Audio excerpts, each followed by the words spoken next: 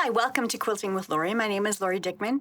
Today I have a pattern that I want to share with you that will help you to use up the ugly fabric stash that's in your scrap stash, as well as your 2.5-inch squares. So you're going to want to grab your 2.5-inch squares, go through your stash and find those ugly pieces of fabric that you just do not like. I have grabbed a light and a dark from my stash. And these are just fabrics. They're not of the best quality. They're not colors or designs that I really like. So I'm going to use these in this quilt. This quilt that we're going to be making today is more of a utility quilt. And what we're going to be accomplishing here is just to make sure that those ugly fabrics that we don't like don't get thrown in the trash or end up in the landfills. We want to make sure that they're used. And we can use all of that ugly fabric and we can make a wonderful quilt. I think you're going to find that this quilt, this utility quilt that we're going to be making today is one that you'll use so often in your home. Something that you can cuddle up with or throw it on the floor for the babies so they aren't right down on the hardwood floor themselves. It'd be a great way to protect them from that. Throw it in the car, use it when it's cold or when you're going on trips. You can cuddle in the car with it. There's so many different uses. You could take it on picnics, throw it on the grass, and then when you get home from your picnic, you can throw it in the washer and dryer and have a nice clean quilt again. So that's the type of quilt we're going to be working on today. We're going to be using ugly fabrics, and we're going to be using 2.5-inch squares from your stash. So this is a couple of the blocks that we're going to be making. These are spools of thread, and they can easily be made by your 2.5-inch squares. And what I have done, I've gone through my stash and I have found some fabrics that I have just never chosen to use for any of my projects. Number one, because the quality, the weave of both of these fabrics, it's a little loose and it's not a really nice quilting quality cotton, but it's going to work fine for this utility quilt.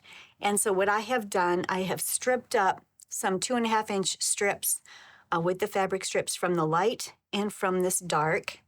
And the dark is creating the tops of the spools, top and bottom of the spool. And then the light is the sashing. And then I'm using my 2.5-inch squares for the rest of it. And it's going to make a wonderful quilt, and it's so easy to put together. I teach a video tutorial on my speedy solutions to cut and organize your scrap stash, and I do have this corresponding book here. The video takes you through this step by step, and this is a great set to have to help you learn how to get your scrap stash cut, sorted, organized, and stored so that you can actually use it to make beautiful quilts.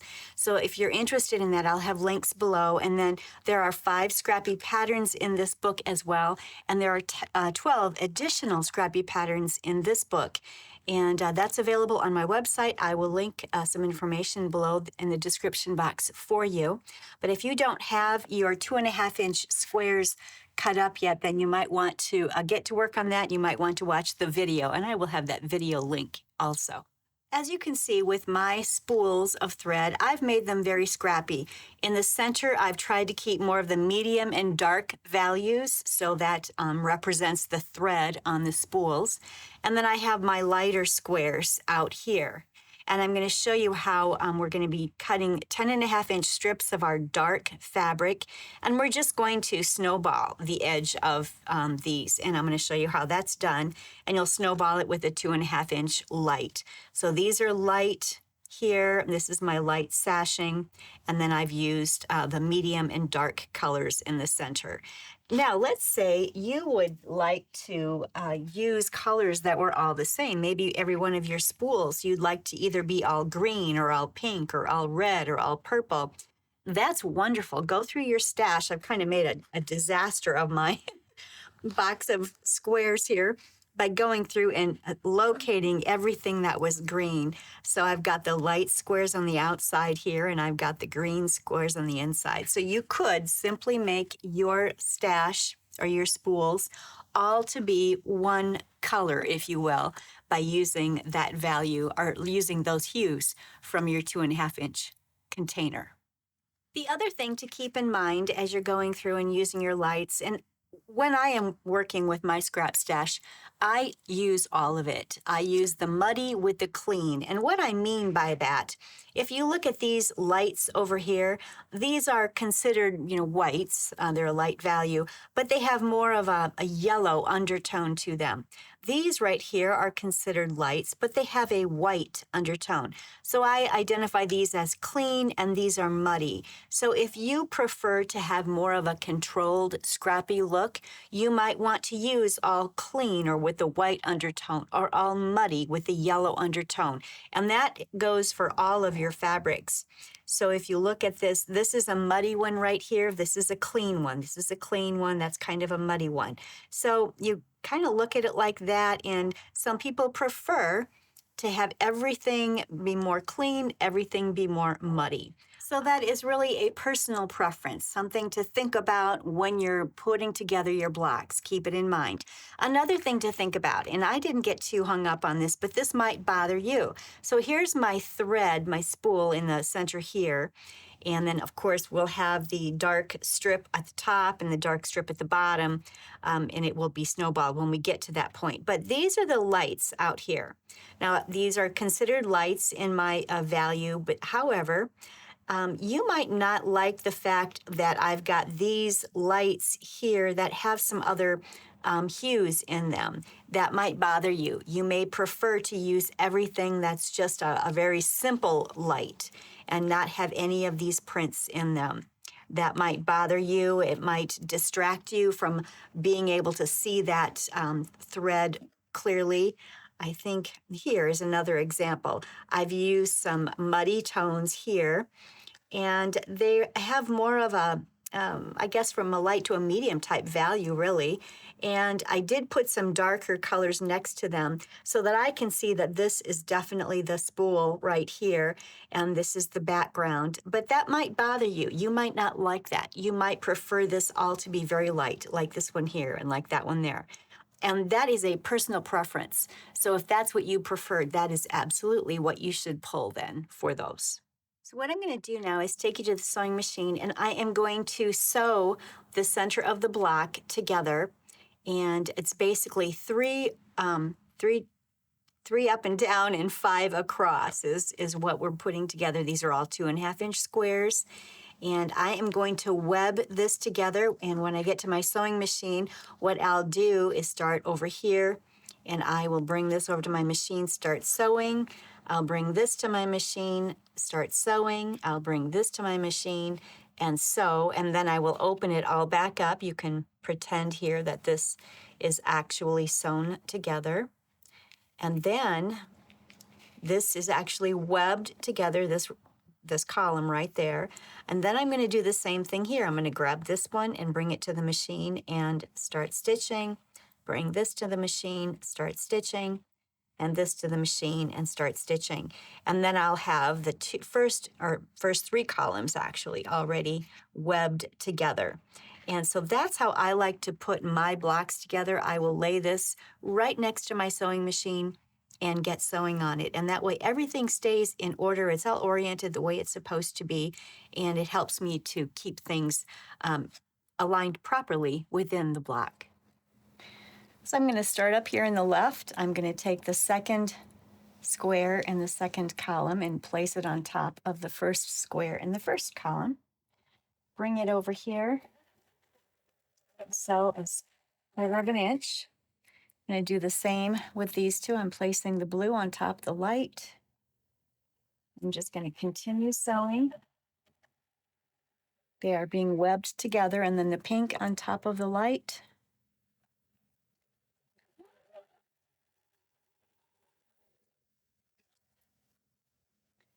All right.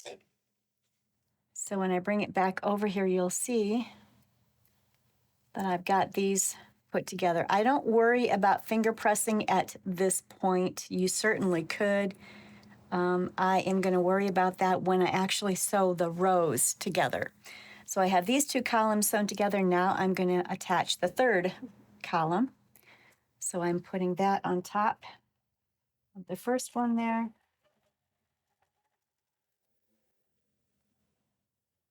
This one will go on top of this.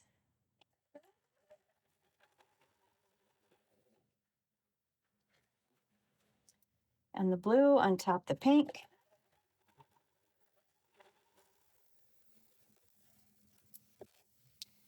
And as you can see, I now have 3 columns sewn together.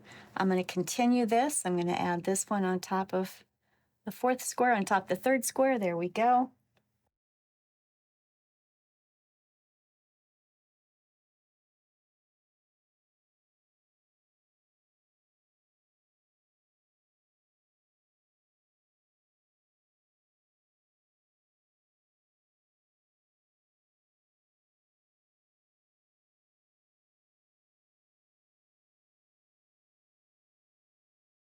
Now this is where I'm going to start finger pressing the seam allowances to one direction or the other.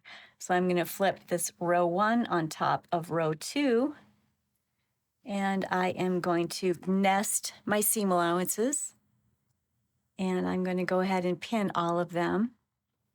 And I'm going to nest everything in that row in the same direction. So the top row is going to the left and the bottom row is going to the right.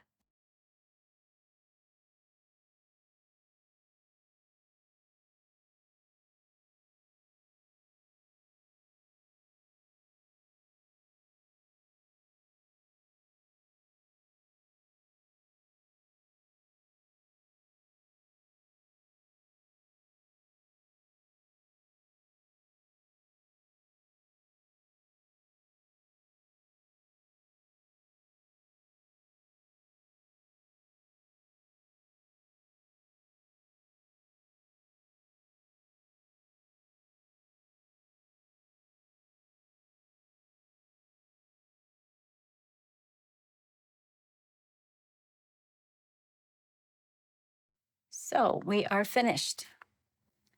There it is. There is the thread in the center, and these are the light background squares. And now we are going to prepare. I'm going to press this, and I will probably press, I'm going to go ahead and press these according to how they've been finger pressed. This row will get pressed that way. This row will get pressed that way. This row will get pressed that way. And I'll either press these up or down, whichever. And then we're going to work on the top and the bottom of this spool of thread block. I'll head upstairs in a minute and get this pressed. I haven't done that yet, but I wanted to share with you how to get your thread, the top and the bottom row for your spool prepared. And as you see here, what I've done is I placed a 2.5-inch light on each end of the 10.5-inch dark strip. These are all 2.5 inches wide. And I have just used a ruler, and I've drawn a diagonal line from corner to corner and from corner to corner. And you want to make sure that your diagonal lines are going toward each other in the center. That's a good way to remember how to put them. You don't want both of your diagonal lines going in the same direction, or you won't be producing that spool of thread, the top of the spool of thread or the bottom.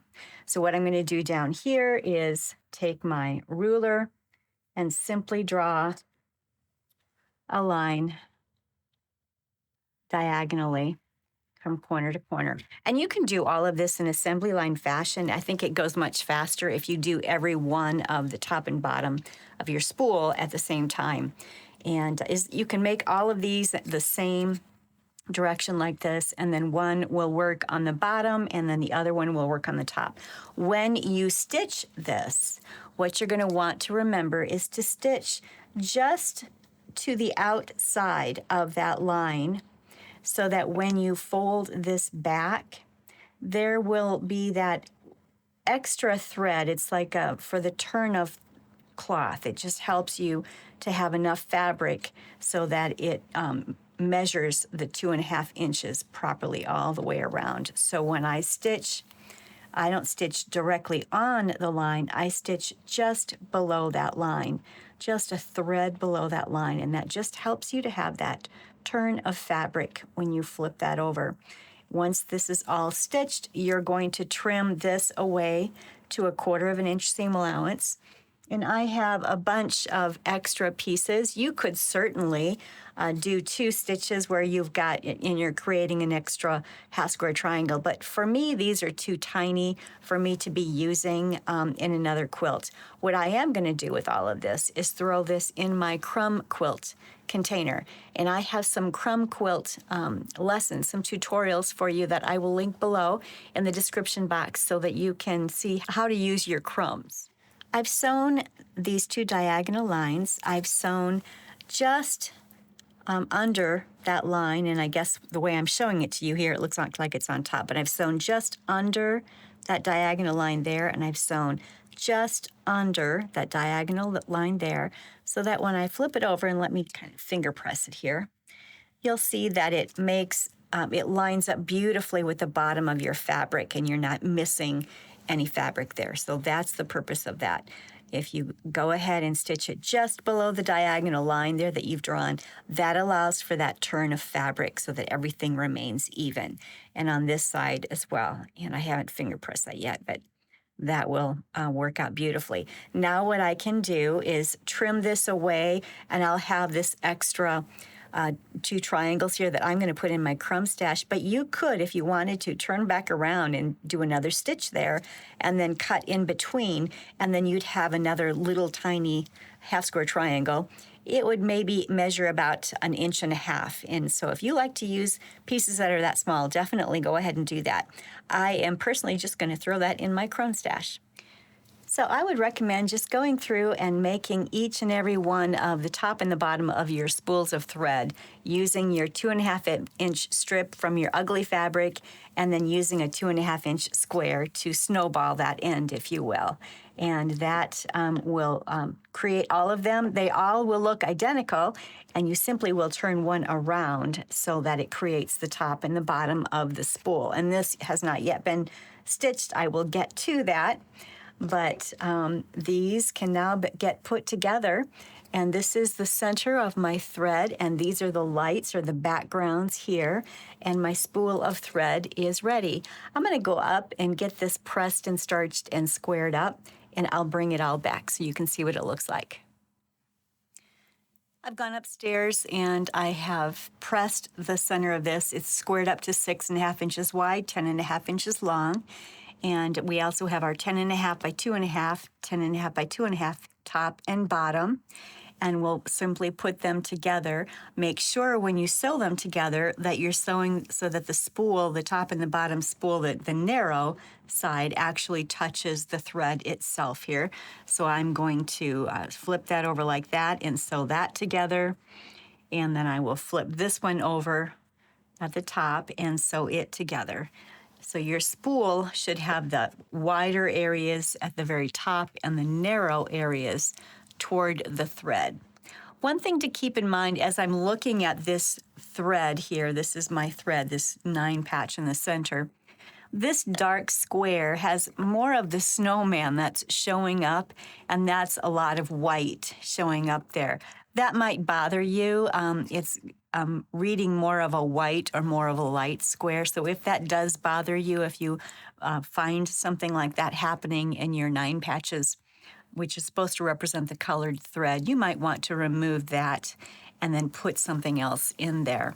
I'm not worried about it. This is a scrappy quilt. I don't mind the scrappiness. I don't mind how that looks. It doesn't bother me.